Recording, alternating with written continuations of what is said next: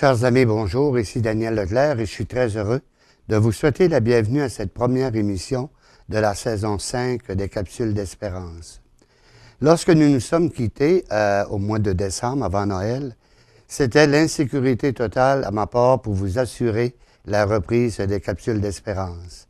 Comme prêtre, je suis lié à un évêque et vous avez connu la situation que j'ai vécue. J'ai rencontré mon évêque d'origine en début de janvier seulement et il était d'accord pour le projet avec le consentement de l'évêque de Chicoutimi que j'ai rencontré la semaine dernière. Et on s'est entendu qu'à cause du succès des Capsules d'Espérance, qu'il m'autorisait à partir un projet, mais un projet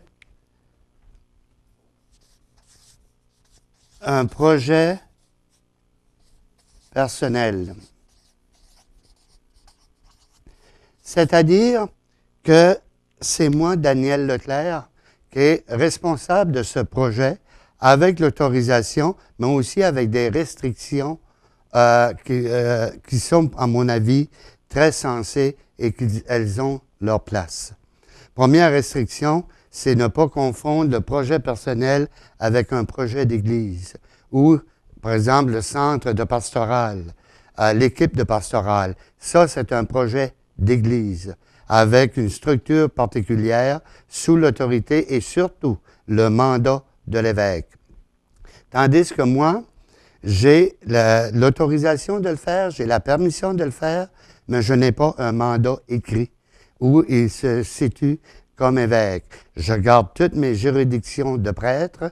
Quand on a besoin, je peux aller faire des célébrations à l'Église, je peux faire différents services qu'on me demandera à l'Église, mais je n'ai pas de mandat spécifique. C'est le mandat qui donne la juridiction ou dire que c'est un projet d'Église.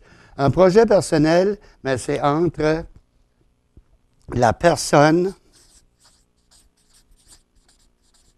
de Daniel en relation avec le rôle de l'évêque. Un rôle, une relation qui est basée sur la communion, dans lequel se situe le respect et l'obéissance.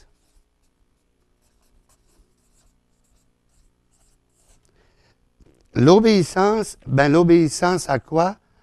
L'obéissance à la mission. Et actuellement, là où nous en sommes, il est trop tôt pour définir la mission spécifique des Capsules d'Espérance. Alors à ce moment-là, il s'agit de continuer et de regarder comment les choses évoluent. À un moment donné, le coordinateur, François Fortin, va vous expliquer où en sont rendus les autres diffuseurs. Ailleurs, je sais par exemple, à Dolbeau-Mistassini, on fait la tentative de passer la première saison, mais on ne sait pas encore quel sera le résultat. Alors, c'est là où on se situe. Moi, comme prêtre, je suis en communion avec l'évêque, dans le respect, dans l'obéissance à la mission. Mais ce que je suis en train de vivre, c'est vraiment un projet personnel avec le consentement de l'évêque. Comment on va arriver à situer? Alors, ce qu'on s'est entendu, c'est que je vais ouvrir un bureau. Et ici, un bureau, il faut s'entendre, ce n'est pas une salle de jour.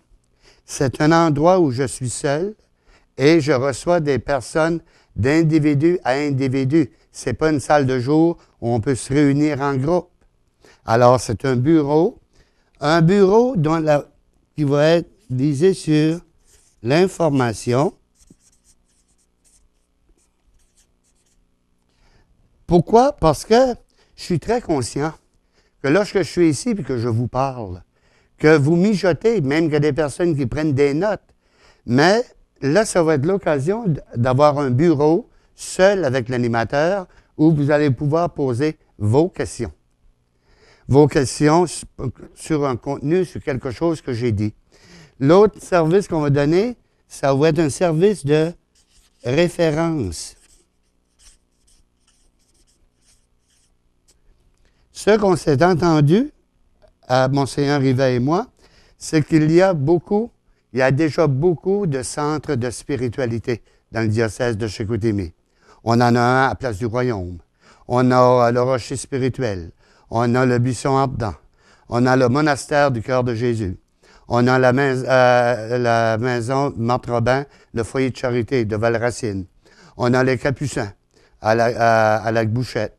On a aussi le Juvénat de Desbiens qui est en train d'ouvrir.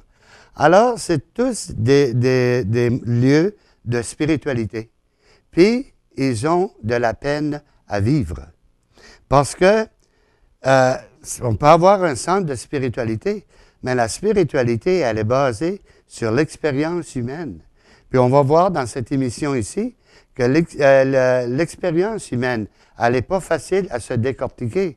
Il y a même des expériences qui peuvent nous enlever ou nous couper de notre sens d'appartenance à un groupe, à une communauté. Il y a des expériences de ce genre-là et personne n'est à l'abri de ça. Même pas les terriers. À un moment donné, on peut faire l'ours dans sa grotte l'hiver, mais au printemps, il sort et il s'expose à la vie.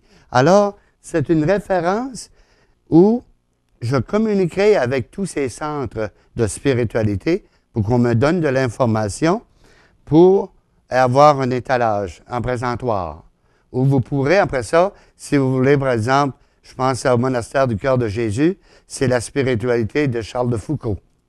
Si on regarde le foyer de charité de Valracine, c'est la spiritualité de Marthe Robin. On regarde la spiritualité des Capucins, qui est la spiritualité de François d'Assise. Quand on regarde aussi la question d'un projet personnel, quand on regarde l'ordre franciscain, l'ordre des frères mineurs, que François d'Assise a mis sur pied, il a d'abord vécu une expérience personnelle et il est allé vivre en ermite, vivre seul. C'était un projet personnel, un cœur à cœur avec Dieu. Mais il est devenu tellement attrayant dans sa manière de vivre qu'il y a des gens qui se sont joints à lui. Aujourd'hui, avec les médias que nous avons aujourd'hui, moi j'annonce que c'est un projet personnel avec le consentement de l'évêque et quand je parle de référence, nécessairement, c'est une référence spirituelle. À quelle école aller? Mais je ne prétends pas appartenir à... C'est pas un centre de spiritualité que j'ouvre, alors je ne suis pas là pour communiquer ou forcer ma spiritualité. Je puise un peu partout. Mais moi, je suis là comme un endroit d'accueil, un endroit d'écoute, et après ça, on va arriver à offrir un service qu'on va aller un peu plus loin. Quand on regarde la vie, il faut situer la spiritualité dans le contexte de la vie. Là, ici, j'ai un ami qui a un voilier. Il va rire de moi, mais je vais essayer de faire un voilier. On a ici la voile. On a ici le bateau. On a ici le gouvernail. On a ici la quille. Quand on regarde ici, c'est quoi? C'est la voile qui fait face au vent. Ça, on va parler ici des réseaux sociaux. C'est tout ce qui vient de l'extérieur et qui vient jouer parce que c'est l'aspect social, l'image que je peux projeter. Alors, ce qui vient rentre dans ma voile. Moi, en dirigeant ma voile, je travaille pour ou contre ou avec le vent. Je dois continuer à avancer. Alors, une des choses que je constate, et on peut voir, c'est dans les courants. Dans les courants sociaux, il y a un courant qui est très fort et qui commence à faire peur et qui va s'appeler la radicalisation. qui va nécessairement donner le terrorisme.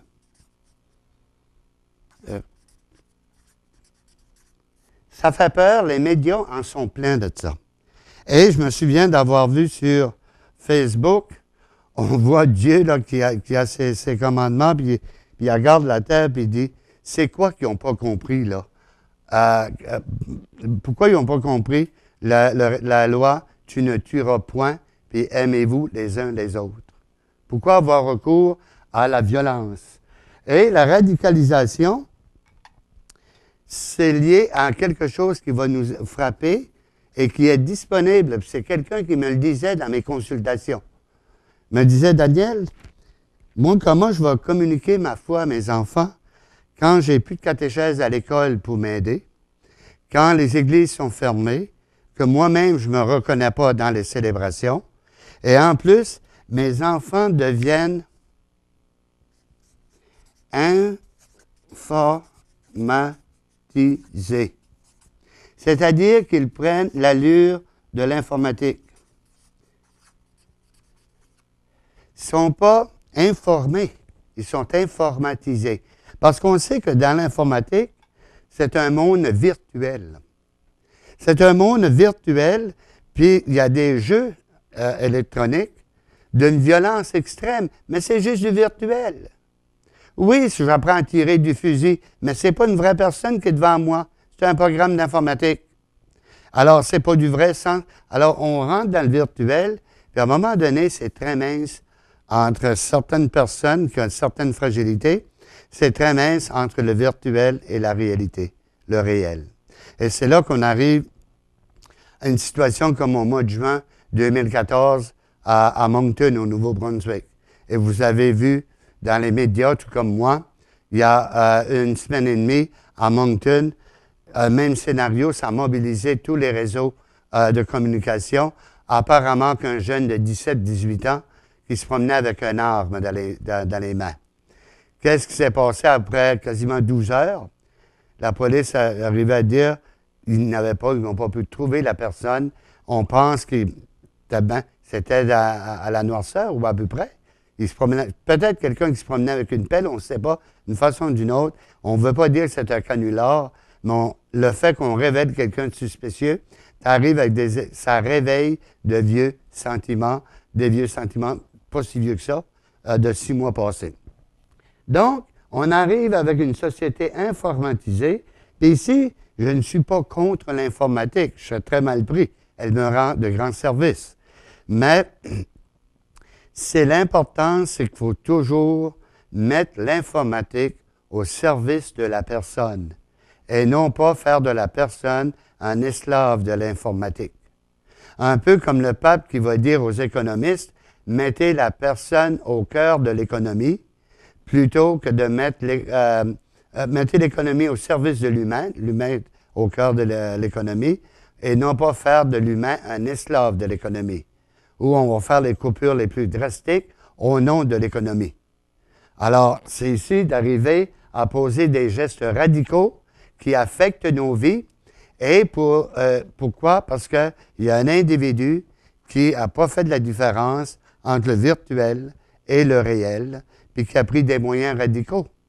Et puis une autre chose, si on regarde tout ce que les personnes ont en commun, le Justin Bourque de Moncton, que ce soit les terroristes à Saint-Jean-sur-Richelieu, à Ottawa, l'État islamique, ça part tous de l'informatique. Où à un moment donné, ils ont tellement rentré dans le jeu qu'ils ne font plus la différence l'un avec l'autre. Ils sont déshumanisés. Alors, il y a tout un courant, et ça nous touche. Et ici, quand on parle de la coque,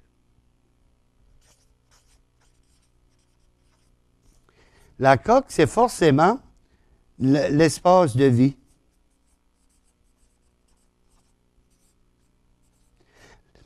L'espace de vie entre l'extérieur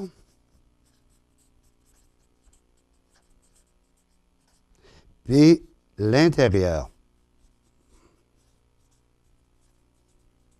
Par exemple, ici, on va avoir recours à des sociologues. qui vont faire l'étude des grands courants sociaux. D'où ça devient, puis tout ça. Bon. Tandis qu'ici, on a affaire à des psychologues. Des psychologues qui vont voir la structure, comment est-ce on est capable de faire face à la vague de la vie. Moi, j'aime beaucoup l'image ici de parler de la mer. Alors, ça, c'est la psychologie. Le gouvernail ici, c'est quoi? La prise de décision.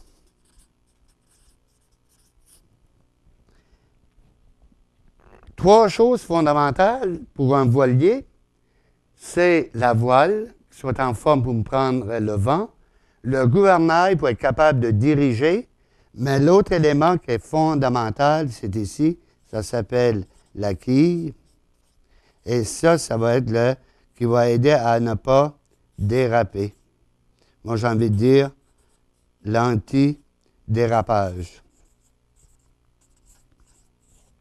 C'est-à-dire que c'est la quille qui, avec l'eau, va arriver à maintenir le cap pour que le bateau, ne chavire pas. Alors, la quille ici, avec l'eau, doit être plus forte que le vent et les voiles pour assurer que le bateau puisse avancer dans la vie. Et ceci, c'est nécessairement la spiritualité.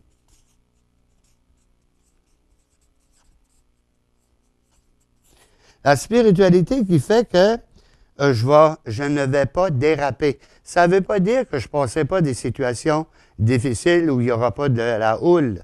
Puis moi, un ami me disait que quand le vent est trop fort et que le bateau chavire, la quille, quand ça s'est calmé, la quille va ramener le bateau. Alors, la spiritualité, elle est sous l'eau. Comme la quille, elle est sous l'eau, elle me guide, elle m'empêche de déraper, de ne pas suivre tous les courants, être capable d'avoir un trajet dans la vie, puis être capable de le suivre envers et contre les vents et les marées. Et à ce moment-là, on arrive avec cette spiritualité, et moi, ça m'a toujours frappé, la majorité des apôtres que Jésus va choisir, on garde les apôtres, il y a beaucoup, la majorité, ce sont des pêcheurs. Parce que justement, c'est que le pêcheur est à l'image de ce que devrait être un chrétien. Par exemple, le pêcheur, il est sur l'eau, il se laisse porter par l'eau, comme on se laisse porter par les vertus théologales, la foi, l'espérance, la charité ou l'amour. Ensuite, le pêcheur va jeter des filets à l'eau. Puis, la mer va lui donner des choses pour se nourrir le corps. Mais, il n'envoie pas sa liste d'épicerie avec son filet. Je veux tant de morue, je veux tant d'aran, je veux tant d'éperlans, puis je veux pas de maquereau. Alors, non, il va prendre ce que la mer lui donne. Un peu comme le chrétien qui, dans sa prière, envoie vers Dieu, vers l'infini, il envoie son filet qui est sa prière. Et il va recevoir, qu'on appelle des grâces, pour nourrir la vie intérieure, renforcer la quille pour être capable de continuer à avancer dans la vie. Alors, à ce moment-là, on arrive avec, et le truc ici, je l'avais déjà parlé auparavant, c'est que la spiritualité, c'est toujours que ici, le moi, je découvre le principe fondamental. Qu'est-ce qu'il y a en moi capable d'accueillir et auquel je veux m'identifier pour être capable de dire, je réponds à 4 critères qui me disent, je suis dans la volonté de Dieu. Dieu me veut heureux. L'es-tu? Si oui, très bien, tu as répondu à une des 4 questions. Si tu ne l'es pas, qu'est-ce que tu peux faire pour changer, pour être heureux? Dieu veut que je réussisse ma vie. Pas nécessairement réussir dans la vie. être prospère, être célèbre, surtout avoir un très gros compte de banque. Non. Réussir ma vie, c'est de sentir que entre ma naissance et ma mort, j'ai contribué à ce que quelque chose change un peu. Troisième chose que ça mesure, mon baptême. Alors, est-ce que je réussis mon baptême? Est-ce que je peux découvrir à l'intérieur, dans ce principe fondamental, un appel vers, qu'est-ce qu'on appelle? Un principe premier.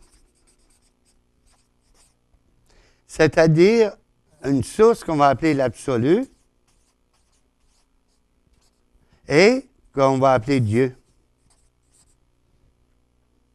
Alors, il y a ici, je m'en vais vers cette source. Je suis attiré comme un aimant. J'ai ici Jésus-Christ qui, lui, vient me révéler le Père, mais vient aussi me manifester